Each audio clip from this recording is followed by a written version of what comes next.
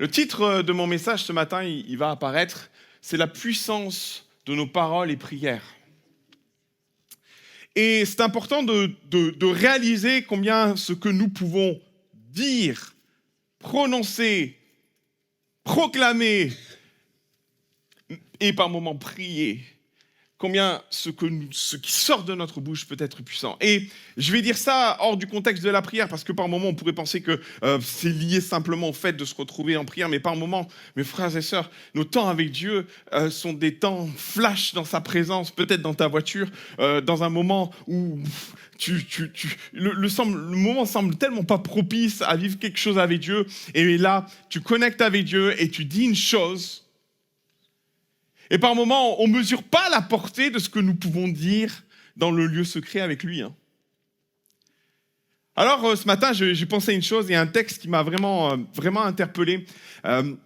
C'est un texte qui fait référence à un couple. Un couple que j'ai appris à découvrir, un couple que j'apprécie et que j'aime tellement il est beau dans ce qu'il vit avec Dieu. Un couple qui n'est pas souvent mis en avant, tellement peut-être il est discret dans les Écritures, mais tellement ce qu'ils vont vivre avec Dieu est fort. Ce couple-là, c'est un couple de serviteurs de Dieu. Un homme et une femme qui font partie de la tribu de Lévi. Et aussi, du fait qu'ils font partie de la tribu de Lévi, ils avaient une particularité. Dans la tribu de Lévi, ils étaient attachés au sacerdoce, c'était des sacrificateurs tous les deux.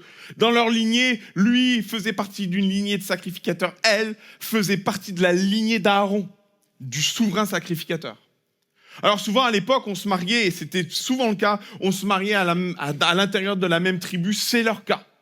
Ils vont se marier au sein de leur tribu et il est dit tellement de belles choses à leur sujet. C'était des gens justes. La Bible dit qu'ils étaient bons, qu'ils s'appliquaient dans les ordonnances de l'Éternel, qu'ils étaient vraiment engagés dans l'œuvre de Dieu et ils servaient Dieu. Et sans doute une grande partie de leur vie, ils ont servi Dieu de tout leur cœur, avec passion, avec zèle, dans le temple de l'Éternel. L'histoire nous raconte qu'elle avait un souci. Peut-être déjà vous voyez de qui je parle. Bravo. Elle avait un souci, elle était stérile. Et c'est quand même particulier d'être aussi investi dans le royaume de Dieu, dans le service de Dieu, dans le temple comme il pouvait l'être, et vivre une chose pareille. C'est pas toujours facile quand un couple vit ce genre de situation où on a le désir d'avoir un enfant et que l'on ne peut pas en avoir. D'autant que dans la culture à l'époque, ne pas avoir un enfant, ça amenait une suspicion, ça amenait un état d'esprit. Et c'est très étonnant lorsque vous pourrez relire ce chapitre de Luc chapitre 1, vous pourrez lire que même elle, on l'appelait la stérile. Ah, c'est dur. C'est dur de servir Dieu et quelque part de pas vivre ce qui est censé être à côté, parce que par moments, on peut penser que du fait qu'on sert Dieu, il y a tout qui doit rouler, que tout va bien. Non, ça n'allait pas bien. Ils vivaient vraiment quelque chose de difficile au sein de leur couple. Ils n'ont jamais pu avoir d'enfants. Et on se rend compte que pour autant, leur service n'était pas altéré, leur désir pour Dieu, leur cœur pour le service pour Dieu n'était pas altéré. Et sans doute que pendant des années et des années, ils ont servi Dieu tout en vivant quelque chose de profondément douloureux. Elle ne pouvait pas avoir d'enfant. Peut-être avait-il l'espérance de ce Dieu puissant. Peut-être se disait-il que, Seigneur, tu es ce Dieu qui a séparé la mer Rouge. Qu'est-ce que le fait de ne pas avoir un enfant pour toi, c'est un miracle à ta portée. Et peut-être pendant toutes ces années, ils ont servi avec l'espérance de voir un jour Dieu agir, changer celle qui est stérile en fertile. Année après année, année après année, à prier pour qu'Élisabeth puisse enfin avoir un enfant. Et puis vous savez, les années passent. Il y a des choses qui sont lourdes sur notre cœur, et puis avec le temps, vous savez, il y a une chanson qui le dit, avec le temps, ça passe. Ou tout du moins, on finit par se faire une raison, parce qu'ils vont vieillir. Vieillir au point qu'à un moment donné, c'est plus possible en fait. celle qui est stérile va rester stérile, et certainement que tous les deux arrivent à un âge où il est plus pensable d'avoir un enfant. Alors ce qui est une prière devient presque un murmure, quelque chose qu'on ne pense même plus. Des fois même, il y a des prières qui sont douloureuses. Je ne sais pas si vous connaissez ça. Il y a des prières même qu'on n'a plus envie de faire, tellement ça remue des choses dans notre cœur. Et alors sinon, le plus simple, c'est finir par ne plus prier, en fait. Ne plus venir sur ce terrain-là, tellement ça réveille en nous des douleurs, tellement ça réveille en nous des souffrances, tellement cette stérilité était violente pour Élisabeth et pour Zacharie. Et sans doute que ce couple, alors qu'ils approchent de la fin, se sont dit, bon, certainement que c'est plus pour nous. Et c'est plus notre problème, c'est plus notre histoire. Dieu en a fait ainsi. Et ça sera comme ça. Alors l'histoire de Zacharie et Élisabeth commence dans l'évangile de Luc, chapitre 1er, dans un lieu un peu particulier, dans le temple. Et dans le temple, il y avait tout un cérémonial qui prenait place chaque jour, dont le moment de la réunion de prière. Je ne sais pas si vous saviez ça, mais il y avait le matin et le soir un temps de prière où le peuple d'Israël se réunissait pour prier. Je ne sais pas si vous avez des réunions de prière ici. Oh, c'est timide, hein. Vous avez des réunions de prière ici? On se retrouve dans un grand moment de prière. Et dans le temple, il y a le lieu très saint, il y a le lieu saint, on va rentrer dedans. Et juste en face du lieu très très saint, vous aviez dans le lieu saint un endroit, un autel qui s'appelle l'autel des parfums. C'est cette pièce rectangle carrée que vous voyez là. Et l'autel des parfums était juste en face du rideau. Et l'autel des parfums avait un rôle particulier. Le matin et le soir, on mettait des braises incandescentes dessus. Et on versait de l'encens dessus. Et ce jour-là, il y avait un roulement qui se faisait. Et ce jour-là, c'est Zacharie qui est désigné pour verser l'encens sur les braises incandescentes. Alors comprenez, il y a toute une symbolique. Le peuple est là pour prier. Et on va venir sur le texte pour que vous compreniez ce qui se passe. Le peuple vient pour prier, apporter leurs requêtes, apporter leurs besoins dans la maison de l'Éternel. Et le rôle qu'avait Zacharie, c'était de présenter les prières du peuple devant l'Éternel Dieu. Il avait pour rôle d'être représentant de toutes ces prières qui prenaient place à l'extérieur et de les amener devant Dieu. Et il y a toute une symbolique magnifique qui prend place là, où Zacharie, celui qui n'a jamais vu sa prière se réaliser, doit amener la prière, les prières du peuple devant l'Éternel. Waouh! Moi, je me suis souvent posé la question de qu'est-ce que vivait à ce moment-là Zacharie dans son cœur. Comment ça se passait à l'intérieur de lui? Comment vivait-il le fait de devoir amener les prières du peuple alors que lui, sa prière n'est, semble-t-il, jamais montée vers Dieu? Aussi, je pose une question ce matin et je pourrais te la poser. Comment vis-tu le fait que Dieu ne réponde pas à ta prière? C'est mon premier point. Comment vis-tu le fait dans ton cœur que la réponse à ta prière n'est, semble-t-il, pas trouvé écho auprès de Dieu? Je pose la question parce que dans quelle mesure le fait que Dieu n'ait pas répondu à ta prière, ça a altéré ta foi, ta façon de prier, ta façon de te présenter devant Dieu? Parce que par moments, quand Dieu ne répond pas à notre prière, ça peut nous amener à penser que notre prière n'est pas suffisamment puissante, pourrait nous amener à penser que même, est-ce que c'est toujours aussi important de prier? Est-ce que ça a une utilité particulière d'élever notre voix vers Dieu? Vu que ma prière n'a jamais trouvé écho auprès de Dieu, pourquoi continuer même à prier? Même plus fort, pourquoi prier pour les autres alors que moi-même, ma prière n'a pas trouvé écho auprès de Dieu? Je pose cette question parce que par moments, Les prières que nous avons pu faire monter vers Dieu n'ont pas toujours trouvé écho. Et j'aimerais te poser une question de la part de Dieu. Dans quelle mesure le fait que Dieu n'ait pas répondu à ta prière, dans quelle mesure cela a pu altérer ta foi, ta façon de prier, ta manière de te présenter devant Dieu? Et je voudrais aller plus loin. Est-ce que finalement, ça n'a pas éteint la vie de prière en toi? Vous savez, Zacharie avait plein de raisons de refuser le tour. Plein de raisons de dire, vraiment, vous savez quoi, quand j'ai prié moi, je n'ai pas trouvé forcément écho. Alors qu'est-ce que vous voulez que moi j'apporte les prières des autres? Dans quelle mesure j'ai une légitimité à prier pour les autres? Sauf que, mon ami, ce matin, je voudrais juste t'engager à percevoir une réalité.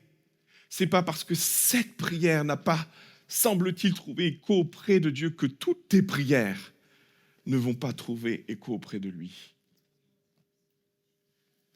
Et je reviens sur l'idée que par moments, nous ne percevons pas justement la puissance de nos paroles, la puissance de nos mots. Parce que par moments, lorsque nous avons prononcé des choses, nous n'avons pas vu la gloire de Dieu comme nous aurions voulu la voir. Sauf que Dieu sait ce qu'il fait en fait. Et si par moments nos prières ne trouvent pas toujours l'écho que nous souhaiterions trouver, pour autant, j'aimerais juste t'inviter à penser que ta prière demeure tout aussi puissante. Tes paroles demeurent tout aussi puissantes. Et s'il y a bien une chose que l'ennemi veut te faire croire et t'amener à penser, et ça a été dit plus ou moins d'un nom spirituel, c'est t'amener à penser que ta prière ne change rien au problème, que ta prière ne fait pas évoluer les choses, que ta prière est minime et elle n'a aucune puissance associée. Ça, c'est ce que l'ennemi veut te faire croire. C'est ce que les mensonges de l'ennemi veulent te faire croire. Maintenant, je veux amener chacun à comprendre cette réalité. C'est que même si Dieu n'a pas répondu à ta prière, pour autant Dieu est capable de répondre aux autres prières de ta vie. Et le danger, c'est de s'écarter de la vie de prière, c'est de penser que notre prière n'est pas suffisamment puissante pour déplacer les montagnes. Oui. Mais moi, ce que j'aime dans la vie de Zacharie, c'est que tout en vivant un deuil au fond de son cœur, une souffrance profonde de n'avoir jamais été père, il a continué à croire qu'il était en capacité d'apporter les prières du peuple. Il a continué à penser qu'il pouvait être utile dans le royaume de Dieu, apporter les prières des autres. Je pourrais même soulever un point qui est quand même très important. Avez-vous remarqué comme des fois c'est compliqué de prier pour soi-même? On a tellement plus de facilité pour prier pour les autres.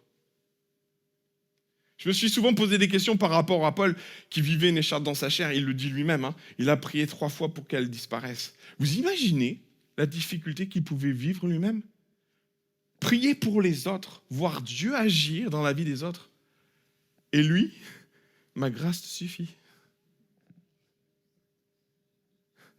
Oh. Comment vit-on le fait que Dieu ne réponde pas toujours à nos prières? Et moi, je voudrais juste t'encourager à ne pas t'arrêter sur ce que tu es en train de vivre, sur le fait que ta prière ne trouve pas, semble-t-il, l'écho que tu souhaiterais entendre. Je voudrais t'encourager à reprendre le chemin de la prière. Je voudrais t'encourager à aller dessus et à décider de dire à Dieu, Seigneur, peut-être tu me dis ce matin, ma grâce te suffit, mais pour autant, ma prière, elle, demeure puissante et efficace. Dieu n'a pas changé. Et ne laisse pas un semblant de non-réponse t'amener à penser que ta prière est insignifiante dans le royaume de Dieu. Au contraire, si l'ennemi te ment, tu ferais mieux de t'intéresser au fait que peut-être Dieu a encore des choses à faire avec ta prière. Amen.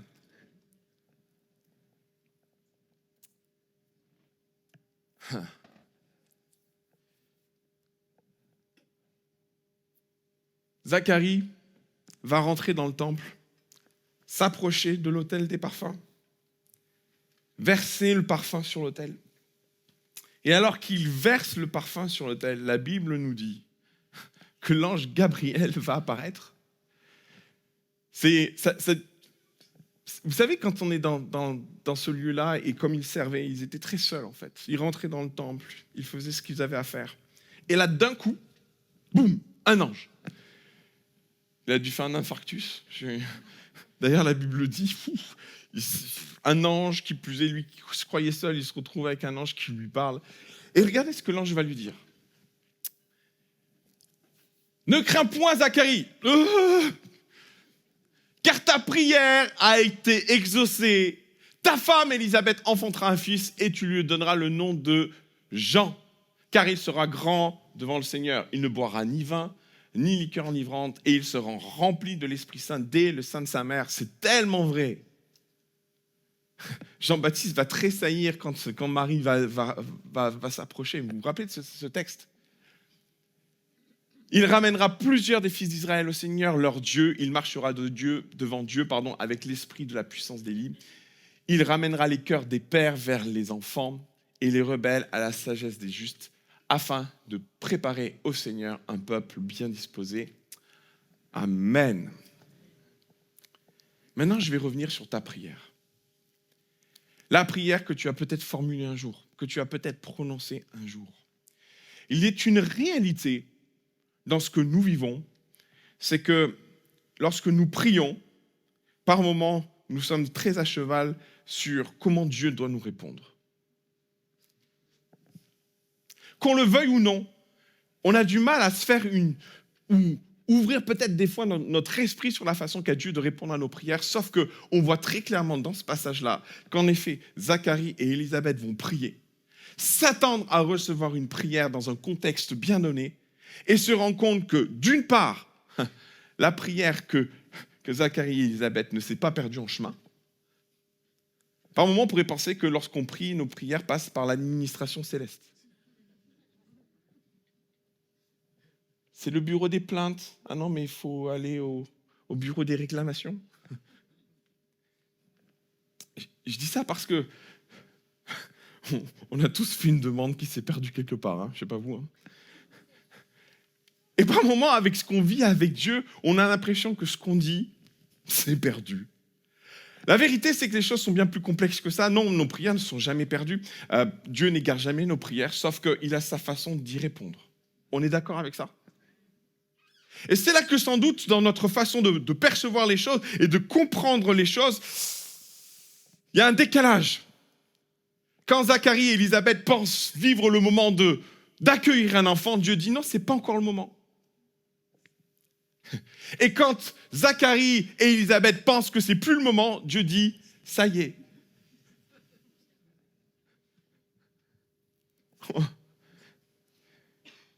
Mes frères et sœurs, combien Dieu, dans sa façon de répondre à nos prières, peut être déstabilisant. Non? Et par moments, c'est une fois qu'on a enterré nos propres prières que Dieu dit c'est le moment. Moi, il y a un truc de fou auquel je pense.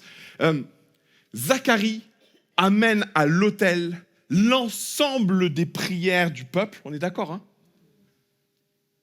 Il y a une prière qu'il n'amène pas. C'est la sienne. Par moments, on est super à cheval en se disant « Ah, j'ai prié, donc Dieu va bénir. » Là, Dieu nous dit « Non, il ne prie pas pour il est béni. » Allez comprendre. Il y a quelque chose de très déstabilisant dans la façon qu'a Dieu de nous répondre. Aussi, j'ai envie de dire par moments, lorsque nous prions, méfions-nous de ne pas enfermer la réponse de Dieu dans nos idées, arrêter de la façon dont comment Dieu doit y répondre, dans la façon dont Dieu comment Dieu doit agir. Parce qu'on pourrait être surpris, je vais dire ça comme ça, surpris de voir que Dieu, d'une part, n'a pas perdu ta prière, amen, mais surpris de se rendre compte que Dieu fait la réponse à sa sauce, mais certainement pas à la nôtre. Et il n'y a pas de problème avec ça, en fait. Sauf que par moments, on peut prononcer des prières. Et c'est en ça que j'ai envie de dire à chacun, attention à la façon dont on prie. Parce que non seulement Dieu n'oublie pas, mais par moments, lorsqu'on ne s'y attend plus, Dieu y répond. J'aimerais vous dire que chaque fois qu'on prie, Dieu répond. Ça arrive. Mais par moment, Dieu choisit un autre timing que le nôtre. Une autre réponse que la nôtre. Une autre façon d'amener les choses dans nos vies.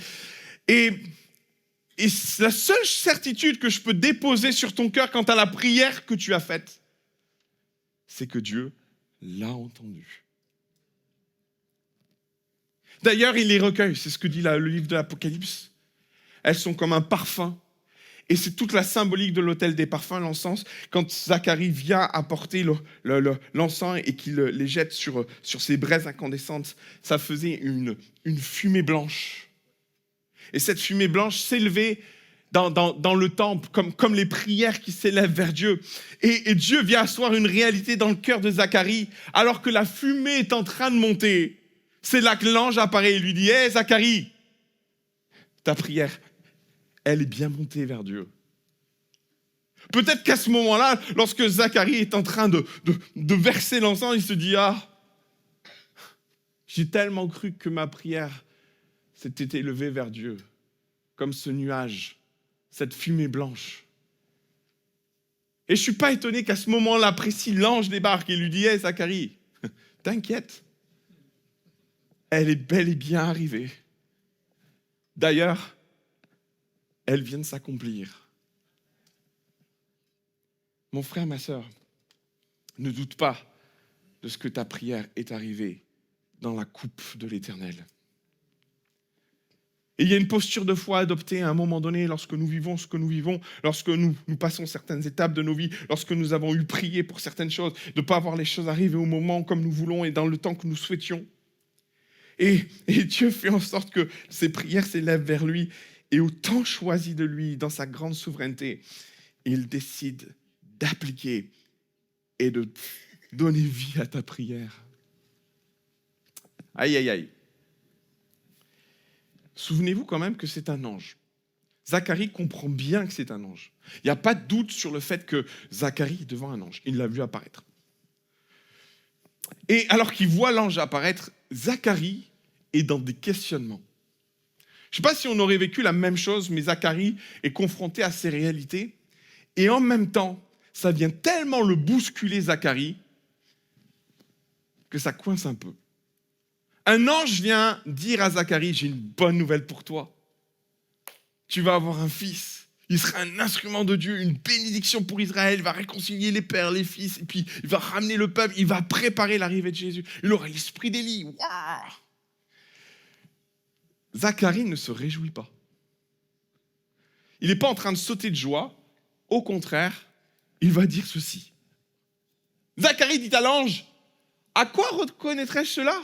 Car je suis vieux et ma femme avancée en âge. La vache. Je ne sais pas si Elisabeth aurait apprécié que son mari dise qu'elle est vieille.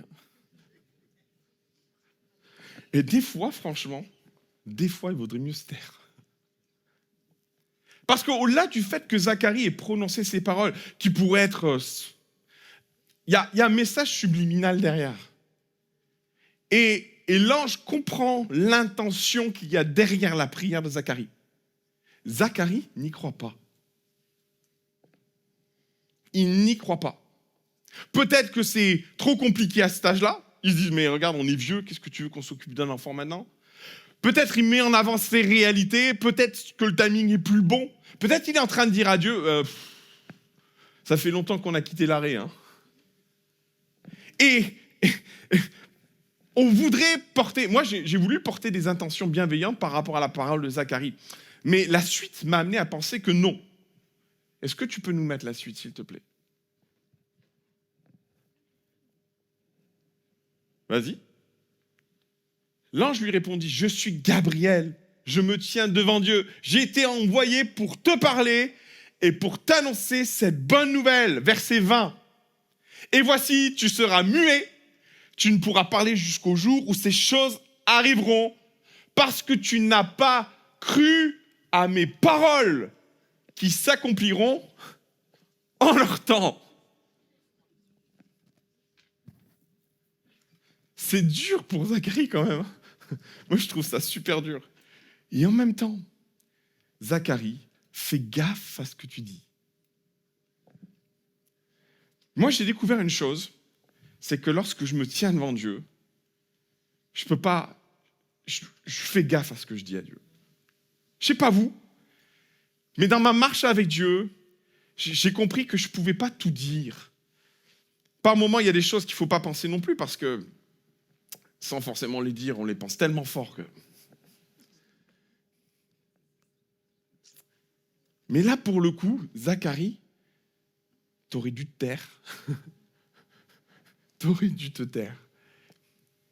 Et je nous mets en garde contre le fait de prononcer des choses ou de dire des choses, surtout dans le lieu secret, ou d'être dans une approche un peu légère, ou même d'être dans une approche où à un moment donné, on pourrait aller au-delà de ce qu'on devrait dire, ce qui serait peut-être marqué un manque de crainte vis-à-vis de Dieu. Vous savez que la crainte de Dieu, c'est quelque chose d'important. Hein. On ne peut pas non plus dire tout ce qu'on veut ou prononcer ce qu'on veut. On ne peut pas non plus venir avec une langue légère dans ce qu'on peut dire. Et là, visiblement en face de l'ange de l'Éternel, c'est le messager... Gabriel se tient devant Dieu, vous voyez. Il n'y a plus, pas vraiment d'intermédiaire là. C'est l'ange, c'est un ange, un archange qui vient, qui débarque. Et là, bah écoute, je suis quand même vieux. Et puis ma femme, elle est très vieille. Alors, dans ce contexte-là, alors qu'on est dans la présence de Dieu, Saint-Esprit, guide-nous dans notre façon de dire les choses, prononcer les choses. Et on ne peut pas être négligent ou trop léger dans notre façon de nous adresser à lui, parce que, mes frères et sœurs, nos paroles, autant nos prières et nos paroles, lorsqu'elles sont dites, lorsqu'elles sont prononcées, par moments, on néglige la portée qu'elles peuvent avoir. Parce que nos paroles, et rappelez-vous ce que je vous dis, nos paroles sont puissantes devant Dieu. Elles ne sont pas juste innocentes, elles ont des répercussions dans le monde spirituel. Aussi, lorsque nous nous tenons dans la présence de Dieu, en tant qu'enfant de Dieu, et si mon frère, tu es enfant de Dieu, lorsque tu te présentes dans la présence de Dieu, tu peux tout dire à Dieu, tu peux prononcer beaucoup de choses à Dieu, mais attention quand même. Attention à ce que Dieu ne décide pas à un moment donné de te dire « Hey, tu vas trop loin là ».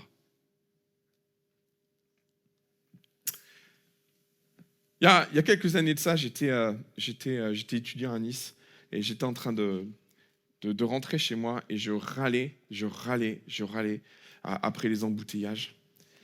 Et quand on connaît Nice, ils ont une spécialité, c'est la double file. Vous connaissez les doubles files ici aussi, hein? J'habitais Paris 9 ans, donc je les connais. Vous avez déjà une file.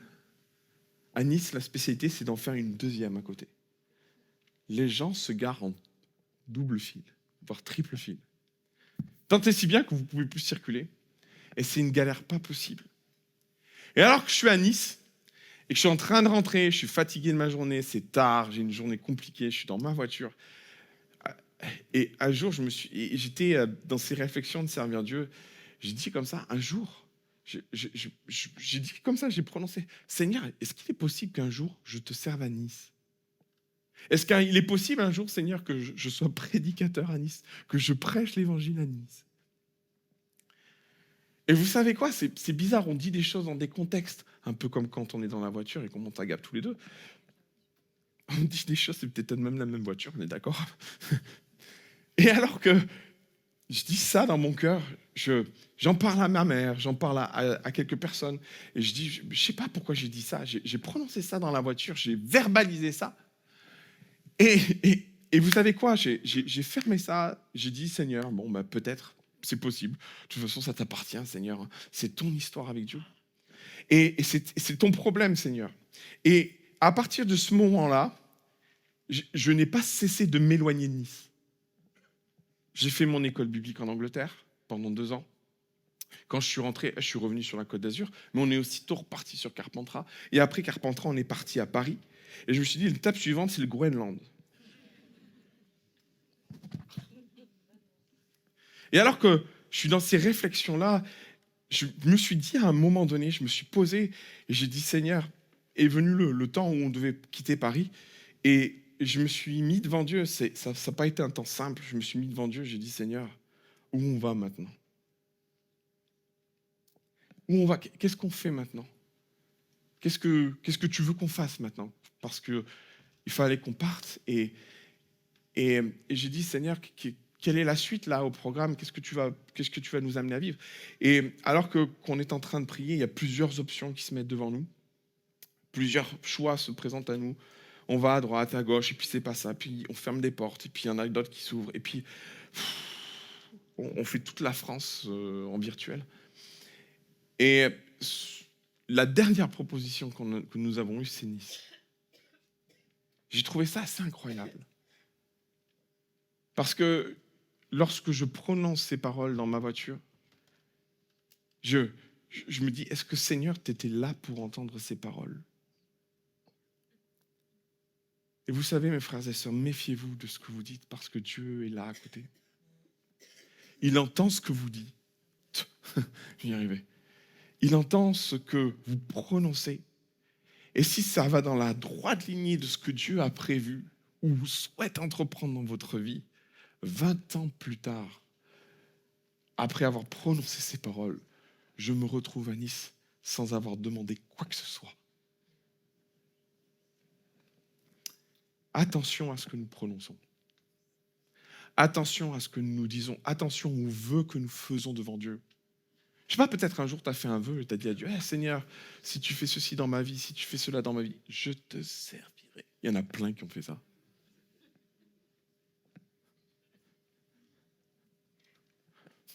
Dieu va vous rattraper. Mais soyez pas surpris, hein, parce que dans le lieu secret, Dieu est là et il entend.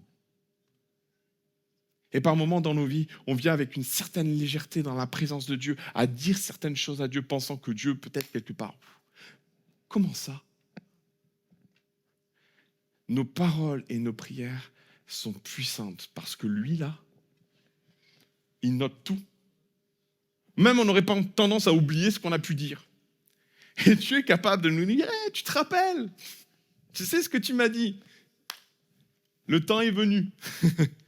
Zacharie, tu te rappelles de ta prière? Oui, tu sais celle que tu as oubliée. Ben maintenant, c'est le moment. Ouais. Et ce qu'il y a de particulier, bien souvent, c'est que le moment où nous prononçons les choses est guidé peut-être par des raisons qui sont différentes. Et finalement, quand Dieu nous amène à les vivre, on les vit plus du tout de la même façon. On n'est plus du tout dans le même contexte. Sauf que Dieu sait dans quel contexte on les dit. Et c'est aussi que le contexte où nous sommes appelés à les vivre, maintenant, c'est le temps que Dieu a choisi. L'intention est plus la même. Le désir est plus le même. Mais le cœur est peut-être enfin disposé à vivre ce que tu as prononcé. Vous vous rendez compte que Joseph va vivre quelque chose de similaire à ça, hein? Lorsqu'il reçoit les rêves que Dieu lui donne, il est dans une disposition de cœur un peu particulière quand même. Et quand il est amené à vivre ce que Dieu a déposé sur son cœur, c'est plus le même Joseph. Hein. Ouais. Attention à ce que nous disons. Parce que Dieu, lui, entend. Et je voulais laisser une dernière chose quant aux paroles prononcées. Je pense que, et c'est la suite qui va nous le dire, alors que Zacharie va prononcer ces paroles, Dieu va fermer la bouche de Zacharie. Ça vous est arrivé, à un moment donné dans vos vies, de quelque part, d'entendre une petite voix au fond de vous qui vous dit « Tais-toi. Tais-toi. Va pas plus loin. C'est bon, t'en as trop dit déjà. » Il n'y a pas si longtemps que ça, j'étais avec quelqu'un au téléphone. Et on parlait et on échangeait. Et j'étais gêné parce que je devais aborder un truc, quelque chose de complexe. Je sentais que j'étais maladroit. Et je tournais dans ma tête à savoir comment je devais dire la chose, comment je devais parler. Et la personne qui est en face de moi, elle sent le malaise dans ma bouche. Elle comprend qu'il y a quelque chose qui ne va pas. Et au moment où je vais pour parler, plus de réseau.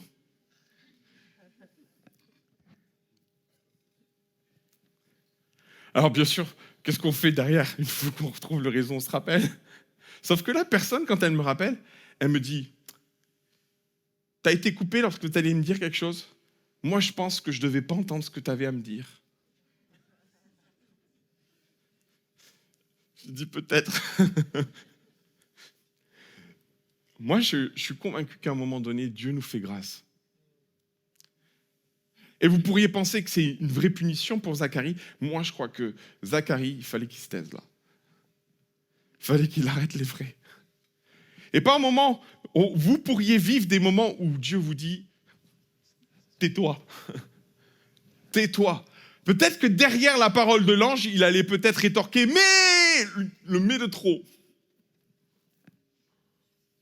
Peut-être même il l'a dit, mais tais-toi. Et des fois, c'est la Bible qui le dit, hein, on doit apprendre à mettre un frein sur notre bouche. Hein. Et si on ne le fait pas, Dieu nous aime tellement qu'il le met pour nous. Ah, plus de réseau. Et des fois, on ne sait pas, mais moi, je suis convaincu de cette réalité. C'est qu'à un moment donné, étant donné que nos paroles sont puissantes et ont un impact autant spirituel que dans le monde spirituel que dans le monde matériel, par un moment, Dieu nous arrête parce que notre bouche, c'est compliqué la bouche. Je pense qu'on a tous regretté d'avoir dit quelque chose un jour. Par moment, c'est à nos amis, c'est à nos enfants, c'est à nos familles. Mais je pense que le pire, ça serait de prononcer quelque chose qu'on ne devrait jamais dire à Dieu. Et là, dans ce contexte-là, Dieu sait nous faire taire. Et pas parce qu'il ne t'aime pas, mais parce qu'il t'aime trop. Et je crois que des fois, dans notre marche spirituelle, et c'est peut-être une prière, étant donné la puissance de nos paroles, étant donné l'efficacité que peuvent avoir nos paroles, étant donné qu'il y a un impact sur ce que nous disons aux uns et aux autres dans notre façon de parler, c'est peut-être une prière, apprends-nous à nous taire, Seigneur. Et si par moment, j'en dis trop, et là je vais arrêter mon message, du coup. Si par moment on en dit trop, Seigneur, arrête-moi. Arrête-moi. Et pas parce que j'ai pas envie d'aller plus loin, mais Seigneur, garde ma bouche, mets un frein sur ma bouche. Et je crois qu'il l'a fait avec Zacharie parce qu'il ne voulait pas que ça aille trop loin, que son incrédulité vienne polluer une partie du miracle qu'il est en train de vivre. Et des fois, Dieu sait nous arrêter dans ce que nous vivons, dans ce que nous pouvons dire, dans ce que nous pouvons communiquer. Et c'est aussi, de façon tellement bien faite, couper le réseau pour que trop de choses ne sortent de notre bouche. Ce matin, je voudrais prier avec vous, vous voulez bien? Je voudrais qu'on prenne un temps, parce que tu as besoin de réaliser la puissance que Dieu a mis dans tes mots. Et sans doute que tu as peut-être négligé la puissance de ta prière. Peut-être tu es passé par des moments où ta foi a été mise à l'épreuve parce que tu n'as pas vu le résultat de ta prière. Et peut-être tu es comme Zacharie ou comme Élisabeth, avec un cœur meurtri, contrit, parce que, Seigneur, ma prière n'a pas trouvé, semble-t-il, écho au cœur de ton Dieu. Je voudrais juste te rappeler que ta prière est puissante. Et que si cette prière n'a pas trouvé, semble-t-il, écho dans le cœur de Dieu, ta prière n'en demeure pas moins une arme puissante dans le royaume de Dieu. Et je voudrais t'encourager à en prendre conscience, à saisir ça dans ton cœur. Et peut-être à renouveler ta présence dans le lieu secret avec ton Dieu. À renouveler les temps que tu pourrais passer dans sa présence et à demander au Seigneur d'agir dans telle et telle situation. Peut-être comme Zacharie pour amener les besoins des autres devant l'autel des prières, ou peut-être tes propres combats et tes propres luttes. Et par moments, c'est tellement difficile. Je voudrais aussi te rappeler cette réalité qui est tellement belle dans ce texte. C'est que tes prières ont été recueillies dans une coupe, dans la présence de ton Dieu. Elles se sont élevées telle une fumée blanche et elles ont été recueillies dans la présence de l'Éternel. Et par moments, si nos prières ne trouvent pas forcément de suite, dans le contexte dans lequel on veut, un accomplissement comme nous voudrions qu'elles s'accomplissent, je voudrais par la foi t'encourager à croire que si tu as cessé de prier pour certaines choses, ta prière demeure vivace encore dans le cœur de Dieu. Il y a peut-être même des situations où tu as décidé toi-même d'arrêter de prier, d'arrêter d'élever la voix. Tu as enterré peut-être certaines prières en te disant « Seigneur, c'est trop dur. » Mais je voudrais juste t'amener à croire que cette prière est encore devant le trône de la grâce et qu'elle attend son moment pour se réaliser dans ta vie. Aussi, mon Seigneur, garde-nous de penser ou d'être négligents dans ce que nous pourrions prononcer dans ta présence. Parce que par moments, nous pouvons être légers ou nous ne pouvons pas réaliser la portée de ce que nous disons. Et alors que nous sommes peut-être dans des circonstances particulières, nous avons dit des choses, nous avons fait des vœux, nous avons prononcé et fait des prières particulières. Un peu comme Jacob, en disant, si tu m'accompagnes jusqu'au bout de mon voyage, alors Seigneur, tu seras mon Dieu. Et Jacob a eu son rendez-vous avec Dieu. Et celui qui s'appelait Jacob a fini par dire, Israël, tu es mon Dieu, tu es mon roi. Il y a un cheminement particulier dans ce que tu as pu dire à un moment donné et dans l'accomplissement de ce que tu as pu recevoir et de ce que tu pourrais recevoir. Dieu est en train de préparer les circonstances, mais sache que ton vœu se maintient encore